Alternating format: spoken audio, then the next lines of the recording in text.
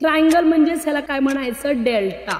Relation between the coefficient, discriminant माहिती नसेल तर नेचर ऑफ रूट तुम्हाला कळणारच. नेचर ऑफ रूट काय येणार आहे, रिअल अँड इक्वल येणार आहे. हा एक्सचा कोइफिशियंट झाला बी, बरोबर की नाही. डोक्यावरची संख्या इंडेक्स आणि पुढची संख्या काय असतं, कोइफिशियंट. रूट्स आणि कोइफिशियंट आहेत क्वाड्रॅटिक इक्वेशनचे, त्यांचे रिलेशन्स आपण इथे मिळवले. To obtain quadratic equation having given roots x square minus alpha plus beta x plus alpha into beta is equal to 0.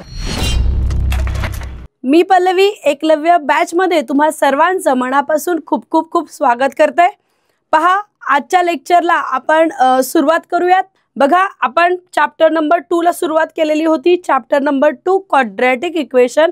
तुम्हाला माहिती आहे हा हायली वेटेज टॉपिक आहे. येस, 2.1 मध्ये बघा 12 मार्काचे क्वेश्चन्स बोर्ड मध्ये याला विचारले, या टॉपिकवर विचारले जातात. Yes, so by using completing square method on general form of quadratic equation आपण काय केलेलं होतं, जे फॉर्म्युला आहे तो फॉर्म्युला डिराईव्ह केला होता. येस, अगदी कम्प्लिटिंग स्क्वेअर मेथडच्या सगळ्या मेथड स्टेप बाय स्टेप आपण फॉलो केल्या जनरल फॉर्मवर, म्हणजेच x square plus b x plus c is equal to 0 याच्यावर. आणि आपण काय मिळवलेलं होतं, फॉर्म्युला मिळालेला होता. कशासाठी, for solving quadratic equation. Yes, मग बघा तो जो फॉर्म्युला आहे तो फॉर्म्युलामध्ये आपण आधी काय करायचं, बी स्क्वेअर मायनस 4ac का काढायचा, मग फॉर्म्युला कसा लिहायचा, व्हॅल्यू कशा सबस्टिट्यूट करायच्या, आणि अतिशय महत्त्वाची गोष्ट आपण काय पाहिलेली तर ABCच्या व्हॅल्यू कशा व्यवस्थित काढायच्या. अगदी ॲक्युरेट पद्धतीने मी तुम्हाला सगळं सांगितलं होतं. येस, सो फॉर्म्युला मेथडचा फॉर्म्युला सुद्धा तुम्ही प्रॉपरली लर्न केला असेल. येस, कंपल्सरी लक्षात ठेवा, आपल्याला डिराईव्ह करायचं नाही आहे फॉर्म्युला, तो आपल्याला फक्त काय करायचा आहे, तो फॉर्म्युला लक्षात ठेवायचा आणि यूज करायचा आहे. येस, बघा आजच्या लेक्चरमध्ये आपण काय काय पाहणार आहोत तर बघा चॅप्टर 2च्या पुढच्या ज्या आपली प्रॅक्टिस सेट आहे, प्रॅक्टिस सेट 2.5 आपण सुरू करणार आहोत. पण बघा प्रॅक्टिस सेट 2.5 आज सुरू करण्याच्या आधी त्याचं बेसिक्स जे काय आहे तर ते बेसिक्स आपण सगळं जाणून घेऊयात. येस, मग बेसिक्समध्ये काय काय बघायचं आहे तुम्हाला, तर first nature of root of quadratic equation.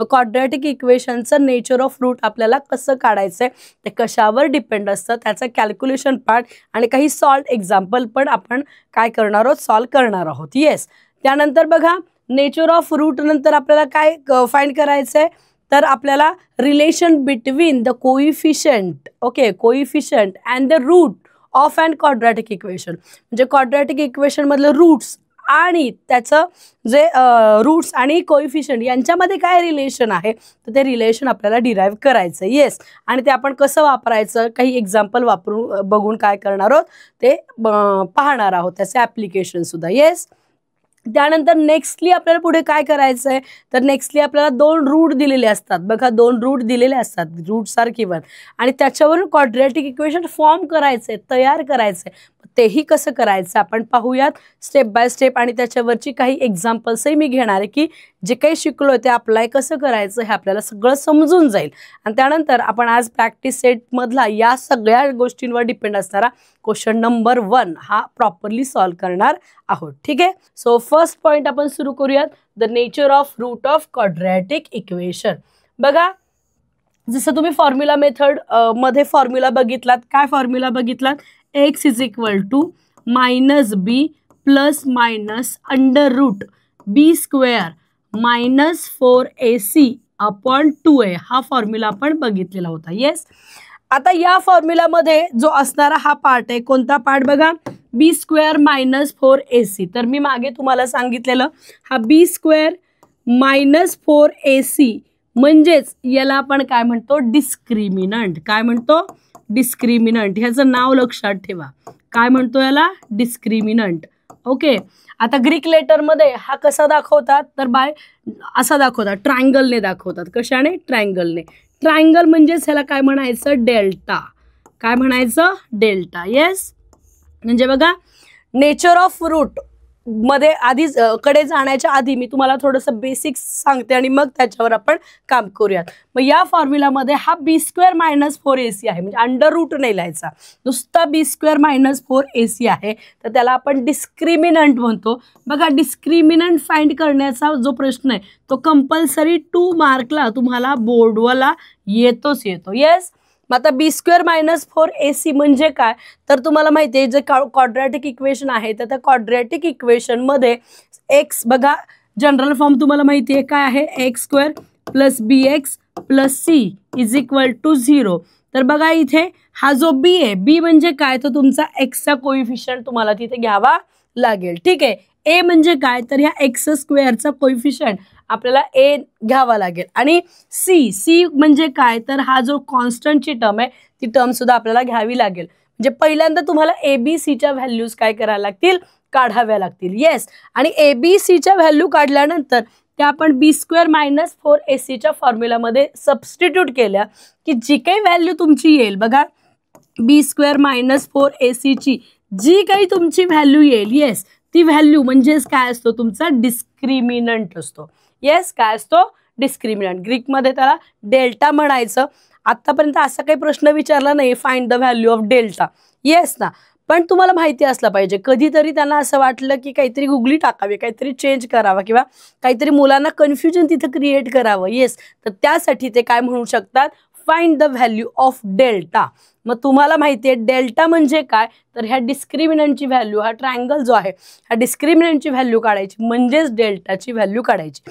डिस्क्रिमिनंटची value काढायची म्हणजे कशाची व्हॅल्यू काढायची, तर b² मायनस 4ac ची व्हॅल्यू काढायची. ओके. तर ही व्हॅल्यू काढताना सुद्धा बऱ्याचशा चुका काही लोक करतात. काय चुका करतात, तर पहिल्यांदा ABCची व्हॅल्यू प्रॉपरली घेत नाहीत. मी कशी घ्यायची ते मागे शिकवलेलं होतं. येस. फॉर्म्युला लिहिताना त्याला रूट घालतात, तर रूट घालायचं नाहीये. रूट कुठे आपलं, तर या फॉर्म्युलामध्ये b² मायनस 4ac हा विदाउट रूट आहे, बरोबर आहे, त्याला रूट नाही. येस. तर b² मायनस 4ac म्हणजेच डिस्क्रिमिनंट. त्याला जर रूट तुम्ही घातला तर तो डिस्क्रिमिनंट होणार नाही किंवा ती जी एक्सपेक्टेड आपल्याला व्हॅल्यू आहे ती व्हॅल्यू तिथे मिळणार नाही. त्यामुळे लक्षात घ्या की प्रश्न तुम्हाला विचारला आहे find the value of discriminant or delta, तर तुम्हाला काय करायचं आहे, दिलेल्या इक्वेशनवरून ABCच्या व्हॅल्यूज फाइंड आउट करायच्यात. b² मायनस 4ac फॉर्म्युला लिहायचा आहे, व्हॅल्यू सबस्टिट्यूट करा, मॅथमॅटिकल कॅल्क्युलेशन करा आणि जे उत्तर येईल तीच व्हॅल्यू असेल तुमची डिस्क्रिमिनंटची. 100% बोर्डला येणारा प्रश्न. आता तुम्ही म्हणाल मॅडम तुम्ही हेडिंग तर दिलं नेचर ऑफ द रूट आणि डिस्क्रिमिनंट बद्दल काय सांगताय, तर डिस्क्रिमिनंट माहिती नसेल तर नेचर ऑफ रूट तुम्हाला कळणारच नाही. कारण का, तर जी काही तुमची व्हॅल्यू येते डिस्क्रिमिनंटची त्या व्हॅल्यूवरून नेचर ऑफ रूट ठरतं. ओके. त्या क्वाड्रॅटिक इक्वेशनचं जे रूट आलंय त्या रूटचं नेचर ठरतं. ओके. मग आता नेचर किती प्रकारचं आहे, तर 3 टाईपचं आहे. पहिल्यांदा फर्स्ट काय येणार आहे तुमचं क्वाड्रॅटिक इक्वेशनचं nature, real and unequal. Yes. Second nature of root काय आहे, रियल अँड इक्वल. ओके. आणि third thing is what, nature of root is not real. मला वाटतं फॉर्म्युला मेथडमध्ये मी शिकवताना ह्याचा उल्लेख पण केलेला होता. कधी nature of root real and unequal असतं, ज्यावेळेला हा जो b² मायनस 4ac यालाच आपण काय म्हणतो, डिस्क्रिमिनंट. येस. आता तो कसा काढायचा आहे तो मी तुम्हाला शिकवलाय. ओके. आणि काढल्यानंतर हे सगळं सांगितलंय तुम्हाला, काढल्यानंतर b² मायनस 4ac ची व्हॅल्यू जर तुमची काय आली, पॉझिटिव्ह आली, काय आली, पॉझिटिव्ह, म्हणजे येणारं उत्तर तुमचं प्लस मध्ये आलं तर नेचर ऑफ रूट काय येणार आहे तुमचं, रियल अँड अनइक्वल. काय येणार आहे, real and unequal. Yes. This is first thing. Second thing is what, b² minus 4ac ची व्हॅल्यू म्हणजे कॅल्क्युलेशन तुम्ही केलंय आणि कॅल्क्युलेशन केल्यावर याची व्हॅल्यू आली 0. काय आली, 0. तर नेचर ऑफ रूट काय येणार आहे, रियल अँड इक्वल येणार. जर पॉझिटिव्ह आली तर नेचर ऑफ रूट काय येणार आहे, रियल अँड अनइक्वल येणार आहे. जर b² मायनस 4ac ची व्हॅल्यू जर 0 आली तर नेचर ऑफ रूट काय येणार आहे, रियल अँड इक्वल येणार आहे. आणि जर बघा b² मायनस 4ac ची व्हॅल्यू काय आली तुमची, निगेटिव्ह आली. काय आली, निगेटिव्ह. तर मग बघा b² मायनस 4ac ची व्हॅल्यू निगेटिव्ह आली तर काय होणार आहे लक्षात घ्या, तर इथे अंडर रूट ती संख्या काय येणार आहे, मायनस येणार आहे. बरोबर आहे. मग मायनस आल्यानंतर ते रूट म्हणजे कोणत्याही मायनस संख्यांचं स्क्वेअर रूट निघत नाही, तुम्हाला माहिती आहे, बरोबर की नाही. मायनस मायनस काय होणार आहे, प्लस, त्याचा स्क्वेअर प्लस होईल. पण कोणत्याही संख्येचं स्क्वेअर रूट हे निगेटिव्ह मध्ये येत नाही, म्हणजे ते काय नाही आहे, नॉट रिअल आहे. काय आहे, नॉट रिअल. ज्याला b² मायनस 4ac ची इथली जी व्हॅल्यू निगेटिव्ह येईल त्याला नेचर ऑफ रूट काय असणार आहे, नॉट रिअल असणार आहे. बरोबर आहे. इथे आपण ती व्हॅल्यू सबस्टिट्यूट करून बघूयात. बघा इथे जर पॉझिटिव्ह व्हॅल्यू आली तर x = काय येणार आहे, समजा तुमचं जे काय आन्सर येणार आहे ते काय येणार आहे -b प्लस सपोज आपण एक नंबर घेऊयात. समजा b² मायनस 4ac तुमचा किती आलाय, 9 आला. इथं धरून चालूयात. हा +9 आहे आणि हा काय झाला तुमचा -9 असं उत्तर आलं, असं धरून चालूयात. ठीक आहे. तर बघा -b plus minus under root 9चं स्क्वेअर 9 आपण अंडर रूट लिहूयात अपॉन 2 आहे. म्हणजे आपण याची व्हॅल्यू अशी काढली तर x minus plus minus under root काय आला 3 अपॉन 2 आहे. एक मी b² मायनस 4ac चीच फक्त व्हॅल्यू घेऊन इथं दाखवते तुम्हाला. म्हणजे इथे बघा x = काय आला तुमचा आयदर -b प्लस 3 अपॉन 2 आहे और x = -b मायनस 3 अपॉन 2 आहे. ठीक आहे. म्हणजे दोन वेगवेगळी रिअल रूट आली आहेत. काय आली आहेत, रिअल रूट आली आहेत. पण ती दोन्ही रूट इक्वल आहेत का, नाही. एक रूट काय आलाय पॉझिटिव्ह आणि एक रूट काय आलाय निगेटिव्ह. म्हणजे b² मायनस 4ac नुसार हा 3 एकदा काय झालाय प्लस आणि इकडे काय झालाय मायनस झालाय. म्हणजेच ज्या वेळेला पॉझिटिव्ह b² मायनस 4ac ची व्हॅल्यू येते की मी ती 9 अशी कन्सिडर केली, त्यावेळेला फॉर्म्युलामध्ये मी सबस्टिट्यूट केल्यानंतर तुम्हाला काय मिळणार आहेत, हे दोन वेगवेगळी रूट्स त्या पद्धतीने तिथे मिळणार आहेत. बरोबर आहे. मग रूट्स मिळताना ती रिअल मिळणार आहेत पण ती अनइक्वल मिळणार आहेत अशा पद्धतीने. येस, 100% लक्षात ठेवा. ज्याला b² मायनस 4ac हा तुमचा काय येतो, पॉझिटिव्ह येतो. येस, पॉझिटिव्ह येतो. त्यावेळेला नेचर ऑफ रूट तुमचं काय येणार आहे, रिअल अँड इक्वल. येस, ज्याला b² मायनस 4ac हा 0 येतो त्याला नेचर ऑफ रूट काय येणार आहे, ज्याला b² मायनस 4ac हा पॉझिटिव्ह येतो तेव्हा nature of root is real and unequal येणार आहे. b² मायनस 4ac हा 0 असेल त्याला nature of root real and equal येणार आहे. ओके. आणि ज्या वेळेला b² मायनस 4ac हा निगेटिव्ह असेल त्यावेळेला नेचर ऑफ रूट हे काय येणार नाही, नॉट रिअल येणार आहे. म्हणजे रिअल येणार नाही, हे लक्षात घ्या.